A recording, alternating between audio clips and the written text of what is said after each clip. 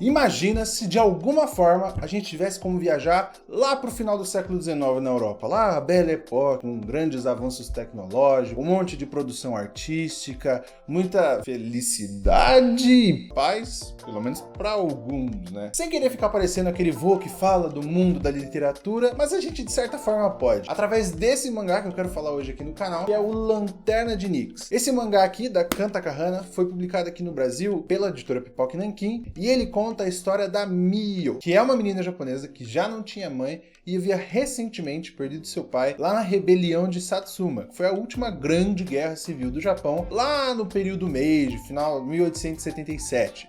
Nisso, ela acaba se sentindo meio deslocada e tendo que ir morar com a família da sua tia. O problema é que a tia fica bastante preocupada, porque aparentemente a Mio não tem nenhuma aptidão para emprego, ela não sabe ler, ela não sabe escrever, muito por conta do machismo do Japão da época. Nisso, ela um dia acaba indo parar numa loja de produtos importados para fazer uma entrevista, né, que se chamava Ban. E lá ela conhece o Sr. Momo, né, ou Momotoshi, que é o dono da loja de importados, que frequentemente viaja para lá e para cá em busca de novos produtos. Ela acaba sendo contratada e começa a conhecer muito mais sobre esse mundo mágico de novas culturas e livros e outras línguas que a loja pode oferecer para ela. O Lanterna de Nyx ele foi compilado aqui no Brasil em 3 volumes, né? Eu falei pela editora Pipoca Nankin. Inclusive, eu tô com os 3 aqui, os outros 2 que eu não mostrei, são esses aqui. Eu ainda não tive tempo de ler o terceiro, já li o segundo. Mas no vídeo de hoje a gente vai estar falando especificamente sobre o volume 1. E se vocês quiserem mais, se vocês curtirem, deixem nos comentários que curtiram, que querem mais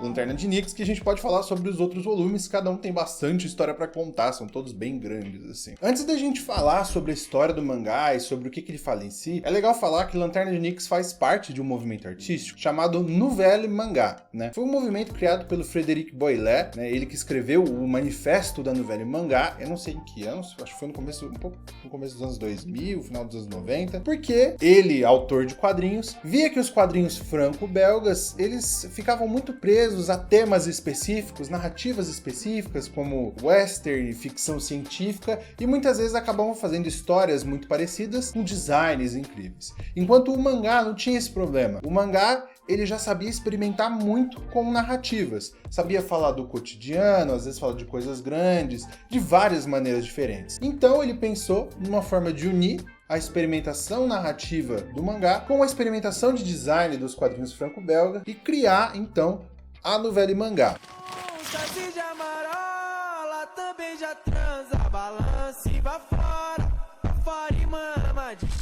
Então vai ser através dessas situações cotidianas, né? No caso aqui no Lanterna de Nyx, vão ser as situações da Mio, trabalhando na loja, aprendendo, conhecendo pessoas, falando com pessoas, lendo sobre a cultura, que a gente vai entendendo mais sobre os personagens e mais sobre o período histórico, que é aqui que mora, pra mim, pelo menos, uma das maiores forças de Lanterna de Nyx. A Kanta Kahana, nesse mangá, ela fala muito sobre colecionismo, né? Porque a gente tá falando de uma época, ali na era Meiji, onde o Japão se abria pela primeira vez para viagens estrangeiras. Então os japoneses, a partir de agora, podiam legalmente viajar para fora do país. Até o período Meiji, o Japão era um país fechado, então a cultura ficava muito isolada, e quem viajava para fora do país muitas vezes era condenado à morte se era encontrado, ou quando voltava, ou quando era descoberto que tinha viajado para outro país. E a partir dessa época, né, acho que é 1868, as coisas passam a mudar. A gente tem um governo agora que permite que as pessoas viajem.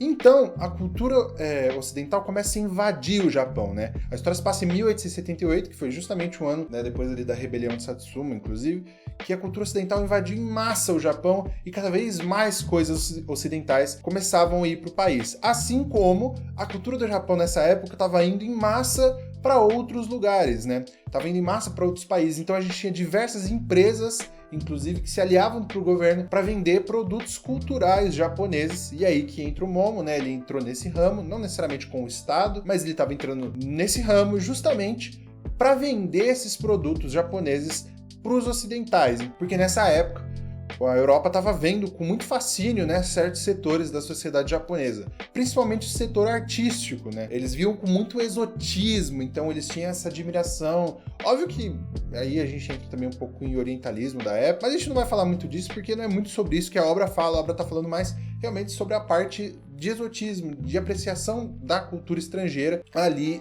do Ocidente, né, com a cultura japonesa. Eu tô vindo aqui no meio só para te dizer, para você deixar este like no vídeo. Por favor, curta o vídeo, compartilhe, fale do canal para as pessoas. Isso ajuda demais, eu faço isso com muito carinho e o meu intuito é muito pouco ganhar dinheiro com o YouTube, muito mais as pessoas conhecerem essas obras culturais e ter um espaço legal pra gente conversar sobre gibi, sobre jogos, sobre séries. Tem muito vídeo legal vindo aí que eu tô preparando, então é isso aí, acompanha o canal, ative o sininho, todas essas coisas, beleza? Vamos continuar o vídeo. Como eu disse, a autora é uma colecionadora, assim como muitos dos personagens na história, né? Muitos dos clientes do Momo ali são colecionadores europeus instigados pela cultura japonesa. E então, o que faz enriquecer ainda mais esse mangá é a precisão histórica que a Takahata coloca aqui. Se vocês derem uma olhada, né, dentro do mangá, a gente vai ter diversas páginas que são os tais dos armarinhos da Takahata, ou bazar da Takahata, onde ela fala de objetos históricos que ela está retratando ali no mangá. Então ela está sempre trazendo objetos, inserindo objetos históricos, reais, né, ali na narrativa, e depois, no final de cada capítulo, ela explica eles, traz um pouco da história deles, mostra outras representações, diversas coisas que a gente vai vendo e aprendendo sobre aquele período, não só sobre a cultura japonesa, mas também sobre a cultura europeia. E são várias coisas que a gente, inclusive, pelo menos pra mim aqui, que não tenho tanto contato com a cultura japonesa no sentido histórico, né, a gente não tem tanto nas escolas brasileiras e tudo mais, não só nas escolas, mas em outros lugares, mas descobri coisas que a gente não sabia, como, por exemplo, que os círculos japoneses faziam muito sucesso no final do século XIX, a gente tinha vários círculos que inclusive eram liberados pelo governo, até mesmo antes da liberação da viagem internacional, esses círculos já podiam circular lá pela Europa. E isso é uma coisa que pelo menos pra mim, eu aprendi por aqui. Eu não fazia ideia que isso era uma realidade naquela época. E como eu tinha dito antes, né, o mangá se passa lá na Belle Époque, esse período do final do século XIX ali, que inclusive a gente não costuma falar muito dessa relação com o Japão com a França, mas que na própria Europa a gente já sabe que foi marcado por grandes avanços tecnológicos, seja, né, nos bens de consumo ou tecnologia geral, né, eletricidade, carros ali no começo do século XX já, mas também por uma grande produção artística, né, da Arte Nouveau, Arte Deco, todas as outras coisas que a gente tinha naquele período, né, que foi um grande período da ascensão da indústria do entretenimento no geral, seja para todas as idades. Então a gente tinha muito mais brinquedo, muito mais jogos, muito mais coisas também relacionadas à luxúria, a gente tinha muito mais cinema, né, tava começando a nascer ali naquela época, o que eram os filmes e as gravações, e mais pinturas, mais coisas, sempre mais e mais coisas desse tipo aparecendo. Foi uma época de grande produção ali para a indústria do entretenimento. Uma das coisas que mais me fascina no mangá é o fato da própria Mio ser uma representação, né, do Japão ali da época. Ela é uma menina muito nova, que nunca tinha tido contato com nada do tipo, a única coisa que ela tinha tido é aquele mundinho pequeno dela dentro do próprio Japão mesmo, né? Só aquela cultura, ela não sabia de mais nada. Então a gente vai vendo, né, a maneira com que ela reage é muito parecida com o que o próprio país reagia. Às vezes ela estranha, mas depois ela vê com muito fascínio, ela vê a importância. Às vezes de primeira ela já se fascina com a coisa e ela vê a quantidade de coisas novas que tem e tudo aquilo parece um mundo encantado, né? A autora fez um trabalho muito legal de fazer tudo isso como um mundo encantado, porque Lanterna de Nyx tem uma grande relação com Alice no País das Maravilhas, né? E é um ponto da história, o Momo dá Alice no País das Maravilhas pra Mio ler, e ela se encanta com o livro, acha incrível, e o mangá acaba tendo essa relação muito forte, né, com a história. Então a gente vai ter diversas capas usando isso, diversas representações da Mio em roupas de Alice, personagens como personagens de Alice no País das Maravilhas, e com personalidades parecidas mesmo, justamente como a Mio via tudo aquilo como um país das maravilhas, mas também como ela acabava não vendo as partes ruins, porque esse mangá não é só sobre fascínio e coisas boas da época. Cada um dos volumes vai falar de pontos específicos problemáticos daquela época também. No caso do primeiro volume, né, que reúne os 2 volumes da versão japonesa, ele vai falar muito sobre o machismo, principalmente aqui no caso, no Japão. E a gente vai ter 2 personagens aqui que vão discutir mais essa situação. Primeiro é a própria Mio, né? A Mio era filha de um professor e o pai sempre se negou a ensinar ela a escrever e a ler. E mesmo assim ele ensinava diversos meninos na cidade, tinha uma relação, né, de camaradagem com eles, mas a Mio, a isso sempre foi negado, porque supostamente mulheres não precisavam disso. E é muito engraçado ver essa relação depois lá na reação do Momo, que acha um absurdo ela ter sido privada disso e imediatamente começa a ensinar ela a ler, escrever, japonês, inglês e um monte de coisa ao mesmo tempo, porque ela jamais deveria ter sido privada desse tipo de conhecimento. Inclusive, a partir daqui eu vou falar um mini spoiler, eu acho besteira, assim, não é uma coisa que você vai ficar, nossa, caramba, realmente, isso é ridículo ter me falado desse spoiler, mas se você se importa muito, bom, pula essa parte. Daqui uns 2 minutos eu vou estar falando mais disso. Mas a segunda personagem aí que sofre bastante com essa questão do machismo é a dona Kei Ohura, né? Que no caso é a mãe do Momo, né? A gente acaba descobrindo no meio da história que ela é a mãe do nosso doninho da loja lá, fofinho, engraçadinho, esquisito. Ela é uma pessoa que foi uma grande comerciante ali no Japão, inclusive foi uma figura que existiu de verdade, é uma figura histórica japonesa, e ela além de ter sofrido golpe, ter sido grande injustiçada, quando era muito nova, ela estava sendo prometida a casamento a alguém e ela não queria se casar. Ela queria ver o mundo, ela queria ter os próprios planos, fazer as coisas sozinha. E ela acaba sabendo que vai ser forçada a se casar e ela resolve que então vai fugir para a China. E ela foge. Isso a gente acaba vendo, isso já lá no segundo volume a gente vê mais sobre isso. Ela foge do Japão, vai para a China, depois vai para a Europa, acaba tendo o filho Momo lá e ela não pode assumi-lo porque jamais poderia uma mulher japonesa ter um filho bastardo. Isso é um ultraje. Isso não só no Japão, né? Tem vários países que isso é um problema. Foi um problema aqui nessa questão do machismo. E além disso, uma mulher que pretendia ser uma grande comerciante não poderia estar assumindo um filho como responsabilidade porque veriam isso como algum tipo de sinal de fraqueza nela. Pois é, além de todas as dificuldades de machismo que ela passou, né, para poder ser uma comerciante ali bem vista pela sociedade. Um ponto que eu acabei esquecendo de comentar, e até bem importante, é que a história se passa lá em Nagasaki, no Japão, né? Que era uma cidade bastante ativa comercialmente. Lá no final do século XIX, era uma cidade muito grande, com muita coisa acontecendo, muita coisa vindo para Nagasaki, grandes comércios de chá, né?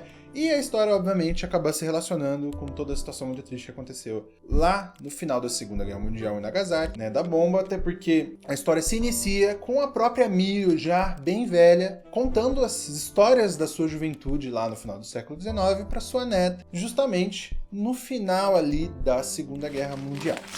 Mas não é só de coisas negativas ou positivas que o mangá fala, ele também fala sobre o impacto, né, que as culturas tiveram uma na outra, e muito agora aqui, como a cultura ocidental teve um impacto na cultura japonesa. Uma das situações assim mais específicas que me marcou bastante lendo foi um momento onde eles começam a fazer alguns vestidos, principalmente para vender máquinas de costura, o objetivo principal era, mas eles acabam descobrindo que tem uma grande demanda para os próprios vestidos, porque muitas pessoas estão interessadas nessas roupas mais em estilo europeu, já que havia sido recentemente criada uma lei no Japão sobre vestimentas. E essa lei muito se devia por conta da cultura ocidental, né? Não era uma coisa japonesa, foi uma influência ocidental. Porque no Japão as pessoas costumavam usar kimonos, as roupas, todas bem abertas, com decotes muito grandes aqui no peito. E assim, isso era muito normal na sociedade deles. Mesmo as mulheres andavam com as roupas bem abertas, com decotes grandes, isso nunca foi um problema. Mas depois da abertura do país, as pessoas começarem a entrar em contato, né, disso daí, houve uma pressão ocidental sobre as roupas japonesas para que eles começassem a se vestir com roupas mais fechadas. E é daí que vem esse puritanismo de roupas do Japão. Não é uma coisa natural deles, né?